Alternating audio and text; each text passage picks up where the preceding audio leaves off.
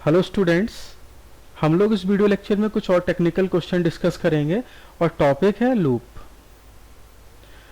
तो this is our first question. थोड़ा सा ट्रिकी क्वेश्चन है, वीडियो को एक बार पॉज करें और खुद से इसका आंसर एवेलुएट करने की कोशिश करें, ठीक है। और वीडियो को आप लास्ट तक देखें।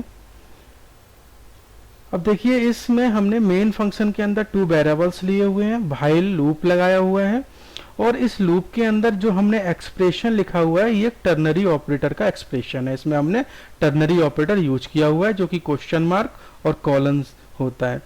तो देखिए, जब तक ये टर्नरी ऑपरेटर हमारा एक ट्रू वैल्यू रिटर्न करेगा, ट्रू मतलब नॉन जीरो वैल्यू, ट्रू मतलब नॉन जीरो वैल्यू रिटर्न करेगा, तब इस लूप की कंडीशन क्या होगी, ट्रू होगी, और ये हमारा जो स्टेटमेंट है ये हमारा प्रोसेस होगा।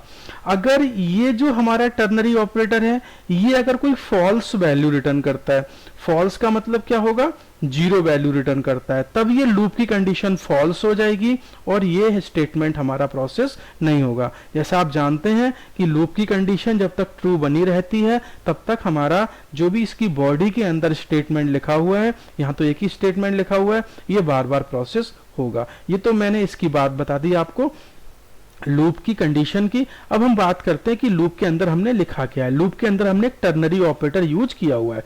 टर्नरी ऑपरेटर में देखिए एवेल्युएशन कैसे होता है।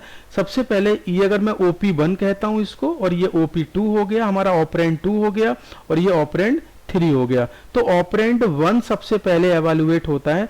और अगर ये हमारा ट्रू है, ट्रू मतलब नॉन जीरो वैल्यू देता है ये, यानी कि कोई भी पॉजिटिव या नेगेटिव नंबर देता है, तो इस एक्सप्रेशन, तो ये टर्नरी ऑपरेटर क्या रिटर्न कराएगा, बाई माइनस माइनस की वैल्यू रिटर्न करा देगा, यानी कि वो वैल्यू हमारी किसको मिल जाएगी, इस लूप को मिल जाएगी।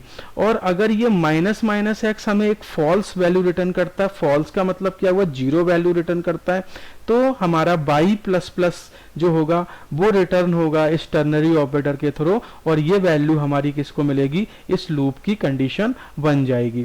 ठीक है, तो हम देखिए इसको एवेलुएट करते हैं। तो यहाँ पर देखिए हमने टू वेरिएबल्स पहले डिक्लेयर किए हुए हैं, एक तो x डिक्लेयर किया हुआ है और एक y डिक्लेयर किया हुआ है। तो दोनों के लिए मैं मेमोरी क्रिएट कर लेता हूं। पहले ये मेरा x वेरिएबल हो गया और ये सेकंड वाला मेरा y वेरिएबल हो गया, और x को हमने एक वैल्यू असाइन की हुई है 2 और y को हमने एक वैल्यू असाइन की हुई है 1। तो दोनों की हमने वैल्यू सेट कर दी। अब सबसे पहले हम किसको एवेल्युएट करेंगे, इस OP1 को एवेल्युएट करेंगे, क्योंकि व्हाइल लूप देखिए एवेल्युएट तो होगा, लेकिन इसके एवेल्युएशन से पहले ये क्या होगा, टर्नरी ऑपरेटर को पूरे एवेल्युएट करेगा। तो इस टर्नरी ऑपरेटर में सबसे पहले माइनस माइनस एक्स एवेल्युएट होगा, और माइनस माइनस एक्स हमें क्या करेगा, एक्स की वैल्यू को डिक्रीज कर देगा बाई 1, क्योंकि माइनस माइनस एक्स क्या है, प्री डिक्रीमेंट है, ये प्री डिक्रीमेंट हम कर रहे हैं। तो पहले ये वैल्यू डिक्रीज होगी, फिर मेमोरी में अपडेट होगी। तो यहां से क्या होगा, x की वैल्यू एक डिक्रीज हो जाएगी बाई 1, तो मेमोरी में अब x की वैल्यू कितनी हो जाएगी, 1 हो जाएगी। तो ये हमारा कितना वैल्यू दे रहा है, 1 दे रहा है। तो अगर ये 1 हो गया, एक तरह से मैं इसको लिख सकता हूं कि ये जो वैल्यू है वो हमारी 1 हो गई। तो 1 क्या है, हमारी एक ट्रू वैल्यू है। तो ट्रू वैल्यू के केस में हमारा जो टर्नरी ऑपरेटर है वो इस लूप को क्या रिटर्न कराएगा, बाई माइनस माइनस की, बाई माइनस माइनस रिटर्न करा देगा। तो एक तरह से ये जो हमारा लूप है वो क्या हो जाएगा, ये हो जाएगा व्हाइल बाई माइनस माइनस, यानी कि बाई की वैल्यू कितनी है, 1, 1 माइनस माइनस। अब ये 1 माइनस माइनस में आप देख रहे हैं जो ये कैसा ऑपरेटर है, ये आपका पोस्ट डिक्रीमेंट है। तो पोस्ट डिक्रीमेंट के केस में डिक्रीज तो वैल्यू बाद में होती है, पहले वैल्यू यूज हो जाती है। तो इस लूप को जो वैल्यू मिलेगी वो क्या मिलेगी, एक तरह से व्हाइल 1 मिलेगी। तो ये लूप की कंडीशन क्या हो गई, ट्रू हो गई। ये लूप की कंडीशन ट्रू हो गई तो ये स्टेटमेंट क्या हो जाएंगे, इसके अंदर के प्रोसेस हो जाएंगे। तो यहां पर देखिए प्रिंट क्या करेगा, सबसे पहले ये x की वैल्यू प्रिंट करेगा 1, देन कॉमा, और बाई की वैल्यू अब ये प्रिंट करेगा। अब देखो बाई में क्या हो रहा है, एक डिक्रीमेंट हो रहा है, आप यहां पे देख रहे हैं।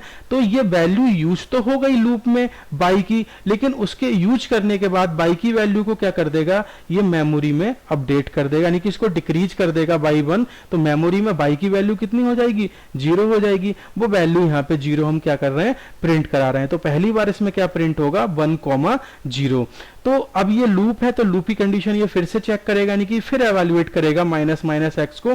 अब माइनस माइनस एक्स को ये फिर एवेल्युएट कर रहा है, तो माइनस माइनस एक्स की वैल्यू को क्या करेगा, इस एक्स की वैल्यू को फिर से ये 0 कर देगा, क्योंकि वैल्यू को ये डिक्रीज करेगा y1, तो x की वैल्यू डिक्रीज हो जाएगी। अब x की वैल्यू डिक्रीज होकर कितनी हो जाएगी, 0। और ये 0 कैसी वैल्यू है, 0 is a false, because it is a 0 value. 0 को हम क्या कंसीडर करते हैं, फॉल्स कंसीडर करते हैं। तो ये एक्सप्रेशन हमारा क्या हो गया, फॉल्स हो गया OP1। तो इसमें इसको फिर व्हाइल लूप को कौन सी वैल्यू रिटर्न होगी, y प्लस प्लस की, क्योंकि ये वैल्यू हमारी रिटर्न होती है जब ये x OP1 की वैल्यू क्या होती है, फॉल्स होती है।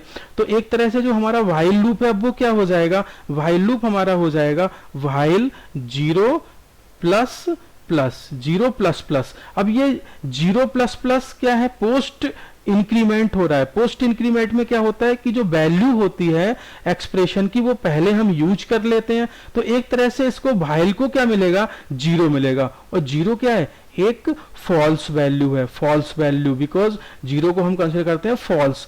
तो ये लूप की कंडीशन क्या हो गई, फॉल्स हो गई।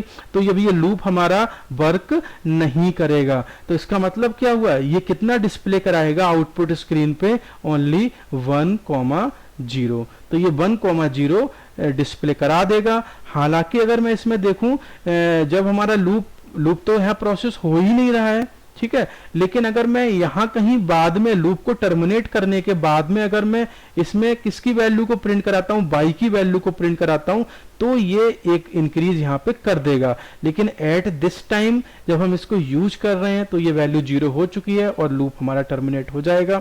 तो यहां पर हमारा जो आउटपुट आएगा वो 1,0 इज द आउटपुट। तो this is my output. This is our second question.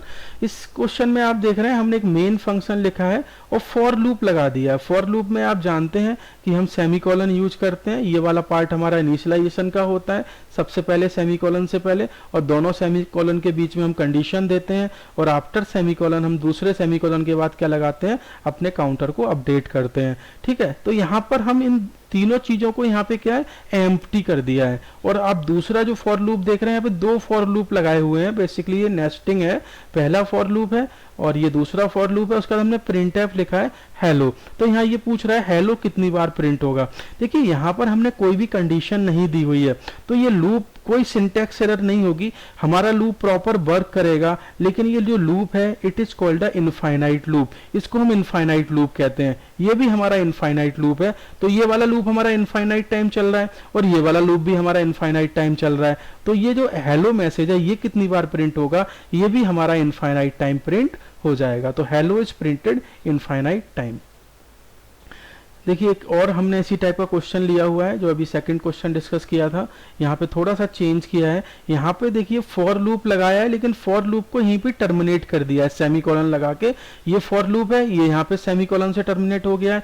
Printf hello, इसमें हम हेलो मैसेज प्रिंट करा रहे हैं। तो देखिए इस केस में क्या होगा, जब हम ये देखिए ये तो एक इनफाइनाइट लूप हो गया, लेकिन इनफाइनाइट लूप को हम यहीं पर टर्मिनेट भी कर दे रहे हैं। यानी कि ये जो लूप चलेगा फॉर लूप, ये इनफाइनाइट टाइम तक चलता रहेगा और ये यहीं पे टर्मिनेट भी हो जा रहा है। यानी कि ये अपने नीचे के स्टेटमेंट को कभी भी प्रोसेस नहीं करेगा। यानी कि it is a infinite loop. ये इनफाइनाइट लूप तो है, लेकिन ये लूप की बॉडी के अंदर जाएगा ही नहीं ये वाला लूप। तो इस केस में जो हेलो मैसेज है ये एक बार भी प्रिंट नहीं होगा, यानी कि ब्लैंक स्क्रीन आने वाली है। ड्यू टू दिस सेमीकोलन, ये जो सेमीकोलन हमने फॉर लूप के बिल्कुल बाहर लगा दिया है, उसकी वजह से ये लूप तो चलेगा, इनफाइनाइट टाइम ही चलेगा, ठीक है, लेकिन ये अपनी बॉडी के अंदर हमारा लूप का कंट्रोल जाएगा ही नहीं। तो सब कुछ इसी के पास ही चलता रहेगा, केवल यही लूप चलेगा, इसके नीचे कुछ भी नहीं चलने वाला।